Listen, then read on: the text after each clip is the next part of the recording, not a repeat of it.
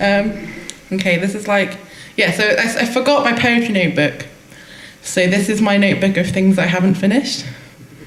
So, yeah, okay, so this one is called London. There's an elderly woman eating overly ripe bananas that are the size of her palm.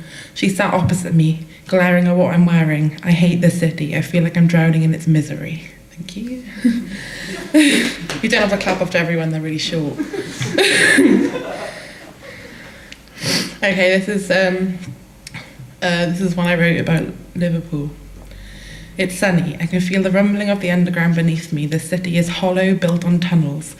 There's a tree in the park where the rumbling is stronger. Some days if you put your ear to the ground, you can hear the distant sound of people. I find it comforting that there's voices beneath where I stand. It makes me feel less lonely. Thank you. This one is called Sexy No. And it's about how I'm not sexy. I am not sexy, neither do I want to be. Please don't look at me in that way. But look at me, please, all 6 foot of me. I am not sexy, partly intentionally, partly hereditary. The gaps between my father's teeth even make me feel queasy. There's nothing I love more than a man's face when they are repulsed by me. Call me ugly. I want a face only a mother could love. Thank you. Yeah, cool. How you guys doing? You all right? I'm just like talking because I haven't got that much stuff. There's a lot of boys here. Cool. Boys are alright, aren't they? Cool, okay. This one's called Clock Tower. My mother changed her birth name. She once told me she named herself after a clock tower, but she was lying. A believable lie. She named herself Era after snow. She named me after love. When I see a clock tower, I think of her. Or when I hear one chime. I no longer feel at home in my mother's home, but I still crave her voice. She's been sad recently. She feels really lonely. Thank you. That was a sad one. Okay. Yeah. This is about Macaulay Culkin. I love Macaulay Culkin. My hero is Macaulay Culkin. One time, someone told me he had died. It was my birthday. I spent the whole evening crying. It turns out they were lying. We aren't friends anymore. I can't remember if there's a correlation between...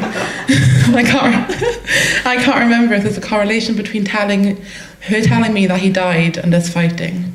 When I'm sad, I chain watch Home Alone, but my favourite film of his is Party Monster, where he plays the 80s rave kid with a cocaine addiction and kills his friends by hitting him over the head with a teapot. Thank you. Did you see that video that you did, where they do that kidnapping thing in the car? Yeah, and it was like Kevin when he was older. Yeah, that was really messed up. I loved that. Yeah, it was so... Yeah, no, he does. He does stuff with like Seth Green, which is pretty cool. Like, look it up, mate. And also, the other day, he let loads of people into his apartment, like as an art piece, but like he just let people in and was like, come into my home. And then he locked the door for a bit. I love him. Cool. Okay, this is a conversation I had. So yeah, I just came back from London and I was doing this project in National Theatre, which is really cool, but we got like assigned artists, and I got assigned this lady called Frauke, and she's a really scary German lady. And this is the first conversation I had with her. A German lady told me to introduce myself with my name and special talent. I panicked. Hi, my name's Cerian and I can write upside down. She frowned. You are so cute. You look like a baby, she explained. How old are you? 20. Really? Because you seriously look like a baby? There was a pause. She could see I was offended. I like your costume, she added. I was wearing my normal clothes. That's fun. Is that actually how it went down? Yeah, that's how it went down, yeah. Yeah. And then, so she was, so we all had an artist and we had to make an individual piece, and she was directing me. And she made me sit on a chair and she said, cry, cry, over and over until I burst into tears. It was a a great weekend. I know I'm going to do. Hang on.